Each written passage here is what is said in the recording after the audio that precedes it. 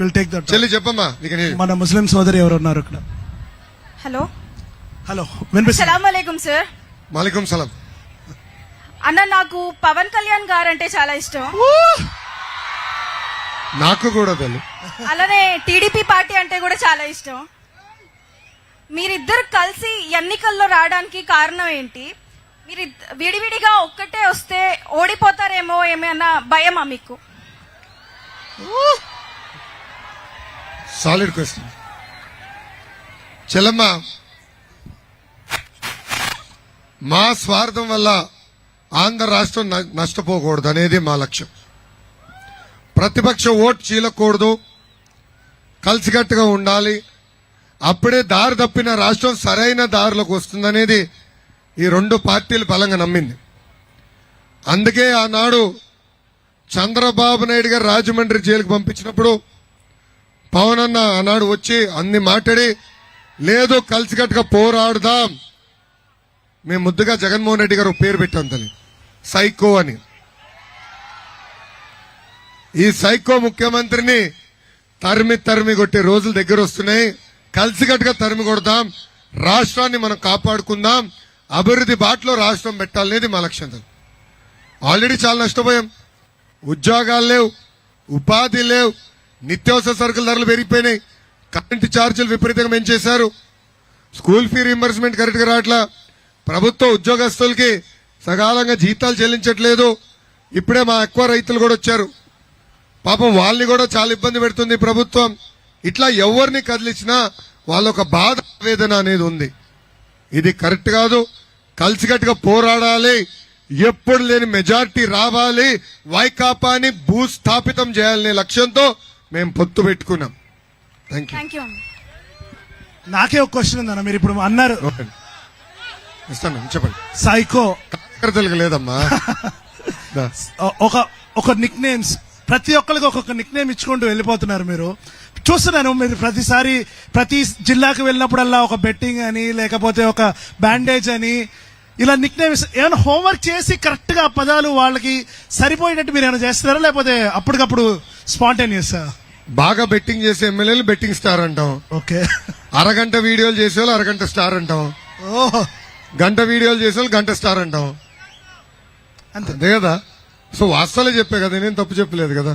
So ఎక్కడికి వెళ్ళినా వాళ్ళు ఇక్కడ వైకాపా పార్టీ ఎమ్మెల్యేలు మంత్రులు చేస్తున్న అరాచకాల్ని ప్రజల్లోకి తీసుకెళ్లేదానికి లోకల్ గా ప్రజలే కొంతమంది ముద్దుగా పేర్లు పెట్టారు. నంద్యాల ఎమ్మెల్యే ఉన్నాడు, అతను సండే ఎమ్మెల్యే, ఒక్కరోజు కంపడతాడు, మళ్ళీ కంపడాడు. అట్లా ముద్దుగా పేరు పెట్టాం. సో ఆల్రెడీ వాళ్ళకున్న పేరు లోకల్ గానే వాళ్ళకి ఇచ్చేస్తున్నారు. అదంతా ప్రజలకు నేను తెలియజేస్తాను. ప్రజలకి. Very good. ఇస్తున్నా. So we have a question from audience. చెప్పమ్మా. Mike. Good evening sir. Good evening. చెప్పమ్మా. My name is Venkatesh sir. పేరేంటమ్మా? వెంకటేష్. వెంకటేష్ గారు చెప్పండి. 2014లో మన తెలుగుదేశం ప్రభుత్వం వచ్చింది.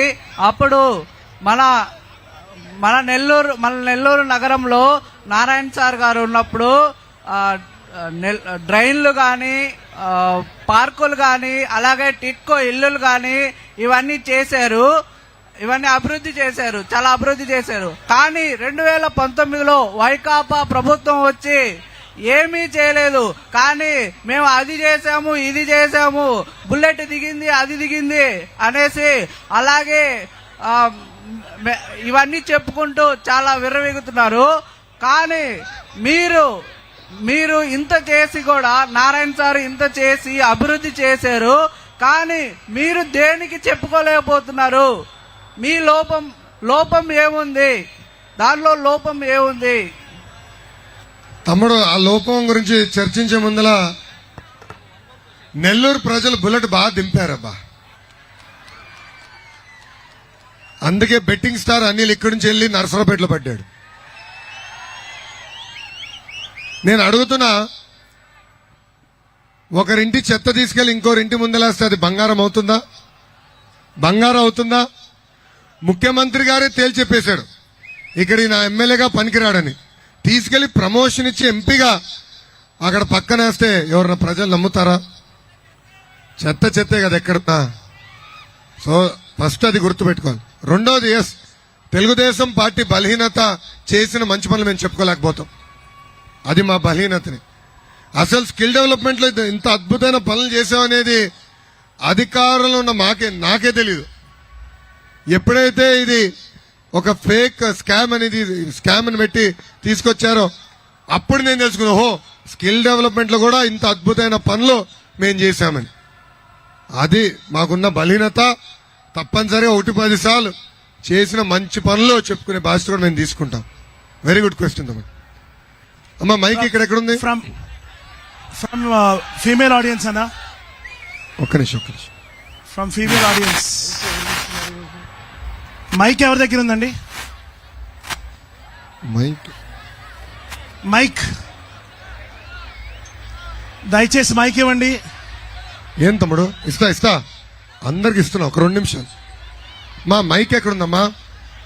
ఫీమేల్ ఆడియన్స్ మైక్ ఎవరన్నా ఎక్కడుందా? తమ్ముడు చెప్పమ్మా. గుడ్ ఈవినింగ్ అన్న. అమ్మా చెప్పండి. Sir last year March 3rd లో మనకి G20 అయింది కదా, global investor meet, global investor summit. Investor summit అయింది కదా. అప్పుడు ఇన్వెస్టర్స్ వచ్చారు కదా సార్, 13 లక్షల కోట్లు పెట్టుబడులు పెట్టారు కదా సార్. ఆ పెట్టుబడులు పెడితే మనకి ఇప్పుడు వరకు చాలా జాబ్స్ రావాలి, 20 లక్షల జాబ్స్ దాకా రావాలి. కానీ ఇప్పటికి అందరినీ అడుగుతున్నాయి, ఎవరి దగ్గర కానీ అన్ఎంప్లాయ్మెంటే ఉంది. ఆంధ్ర మొత్తం అన్ఎంప్లాయ్మెంటే ఉంది.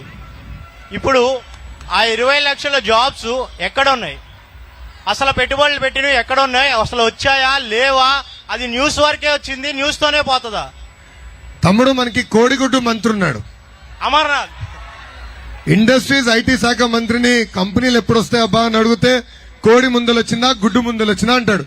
అవును, 13 లక్షల కోట్లు కాదు కదా, 13 లక్షల రూపాయలు పెట్టుబడి సరిగా రాలే ఆంధ్ర రాష్ట్రానికి. గ్లోబల్ ఇన్వెస్టర్ సమిట్ అన్నారు కదా, ఒక్క గ్లోబల్ కంపెనీ కూడా లేదు ఆ లిస్ట్ లో. లేదండి. ఎందుకంటే ఈ ప్రభుత్వం ఆ కంపెనీలు వేధించి పక్క రాష్ట్రానికి తరిమేసింది. దానివల్ల మనం తీవ్రంగా నష్టపోయాం. ఒక్క పరిశ్రమ కూడా రాలా. ఓ నెల ఓపిక పట్టండి, ఒక బ్రాండ్ వస్తుంది. ఆ బ్రాండ్ పేరు సిబిఎన్.